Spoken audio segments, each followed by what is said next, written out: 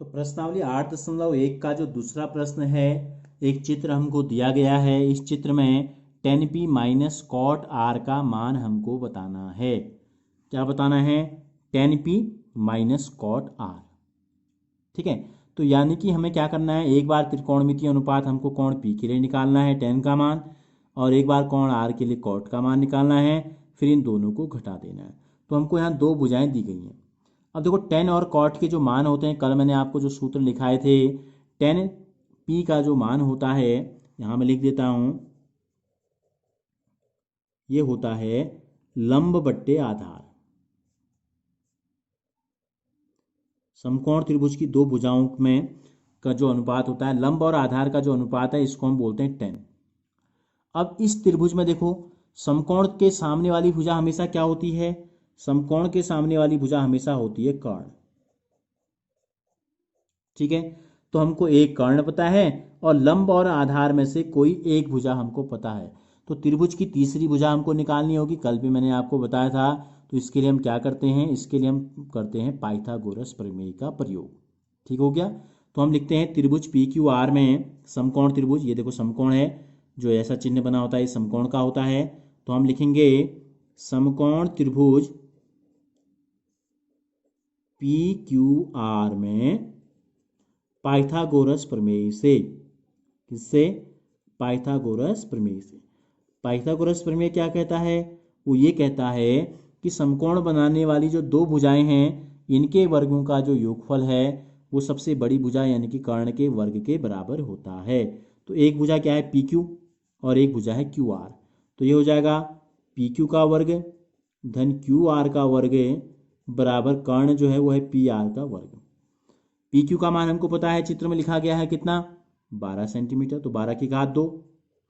Q R का मान हमें पता नहीं है, और पी आर का मान हमको पता है 13। तो ये हो जाएगा 12 की घात 2 का मतलब कितना है? 12 गुणा 12 144। क्यू आर की घात 2 हमें पता नहीं है, तो ऐसे ही रहने देंगे, और 13 गुणा 13 हो जाता है 169। ठीक हो गया। तो क्यू आर की घात 2 का मान कितना आ गया? समान पदों को एक तरफ ले जाते हैं, अचर पदों को, धन 144 169 के साथ जाएगा, इसके आगे चिन्ह है प्लस, तो यहाँ जाके हो गया माइनस। ठीक है, घटा देते हैं। देखो 9 में से 4 गया 5, 6 में से 4 गया 2, और 1 में से 1 गया 0, यानी कि कितना आ गया? क्यू आर की घात जो आ गई 2, 25 के बराबर आ गई। तो इसलिए क्यू आर का जो मान होगा कितना होगा? क्यू आर का जब मान हमने आपको बताया, यहाँ से जब घात 2 दूसरी तरफ जाती है तो हो जाता है वर्गमूल। तो 25 का वर्गमूल क्या होगा? देखो 5 गुणा 5 अगर हम करें तो ये होता है 25। ठीक है, अब इसमें क्या होता है? प्लस धन 5 गुणा धन 5 भी धन 25 होता है, और ऋण 5 गुणा ऋण 5 भी 25 ही होता है। तो क्यू आर का जो मान हुआ, जब ये जोड़ा बना पूरे का, तो एक धन भी आएगा और एक ऋण भी आएगा। अब चूंकि भुजा जो है, किसी भी त्रिभुज की भुजा ऋणात्मक नहीं हो सकती, क्यों? जीरो से छोटी हो सकती नहीं हो सकती। जीरो क्या है? ये जीरो का मतलब है एक दशमलव, बिल्कुल बहुत नगण्य। ठीक है, भुजा की लंबाई नगण्य है, तो इससे छोटी क्या है? संभव नहीं है। तो हम लेते हैं क्यू आर बराबर धन 5 सेंटीमीटर। तो हमको इस समकोण त्रिभुज में ये भुजा अब हमको पता चल गई कितनी है? 5 सेंटीमीटर।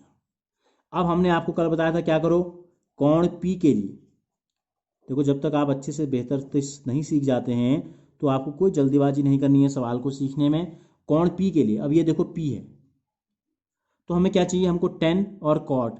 देखो टेन का उल्टा होता है कॉट। टेन पी का मान लंबट्टे आधार है, तो कॉट पी का जो कॉट आर का जो मान होगा, ये होगा आधार बट्टे लंब। ठीक है, तो हमको केवल लंब और आधार चाहिए, तो कोण पी के लिए लंब क्या होगा? पी कहाँ है? तो ये देखो पी के सामने वाली भुजा लंब होती है। जो दो भुजाएं टच कर रही हैं, एक कर्ण हो गई, एक ही इसको बोलते हैं आसन्न भुजा, जो कोण और समकोण के बीच की बन रही है, जो बची क्या है? 5। इसको हम ऐसे भी बोलते हैं पी के सम्मुख भुजा 5 है। तो लंब हो गया 5 सेंटीमीटर, और आधार कितना हो गया? कर्ण के अलावा जो बच गई वो आधार है 12 सेंटीमीटर। तो इसलिए 10 पी का मान हमको बताना था। 10 पी बराबर होता है लंब बट्टे आधार। ये लंब बट्टे आधार पी के लिए होने चाहिए। ठीक है, तो लंब का मान कितना है? 5, और इसका मान है 12। तो दोनों सेंटीमीटर में है, सेंटीमीटर से सेंटीमीटर कट गया, तो ये एक अनुपात है, तो इसलिए इसका कोई मात्रक नहीं है, पीछे से कोई भी इकाई नहीं आएगी। इसी प्रकार कोण क्यू के लिए नहीं होगा, जो समकोण पे बन रहा है समकोण, इसके लिए नहीं बचा क्या आर, तो हम लिखेंगे कोण आर के लिए। कोण आर के लिए क्या, आर के लिए, आर के लिए पी का मान नहीं क्या, लंब और आधार अब बदल जाएंगे। देखो आर के सामने की जो भुजा है क्या है, वो 12 सेंटीमीटर, और ये है आधार जो इसको टच कर रही है आर को और समकोण को, तो ये हो गया 12 सेंटीमीटर और 5 सेंटीमीटर, ये हो गया 12 सेंटीमीटर और ये हो गया 5 सेंटीमीटर। हमको निकालना है आर के लिए, क्या निकालना है, कॉट आर का मान हमको बताना है, तो लिख लेते हैं कॉट आर बराबर, सूत्र लिख लो पहले यहाँ, कॉट आर बराबर आधार बट्टे लंब। आधार कितना है 5 सेंटीमीटर, लंब कितना है 12 सेंटीमीटर, तो अनुपात कितना हो गया 5/12। हमको बताना क्या है, हमको बताना है 10p माइनस कॉट आर की वैल्यू। 10p की वैल्यू कितनी आ गई मान 5/12, और कोण आर के लिए कॉट आर का मान कितना आ गया 5/12, ऋण की जगह ऋण। जब हम क्या करते हैं उसी संख्या में से उसी संख्या को घटा देंगे, जितना था उतना माइनस हो गया, तो बचा क्या 0। तो हमको यही बताना था 10p माइनस कॉट आर का मान आ गया 0।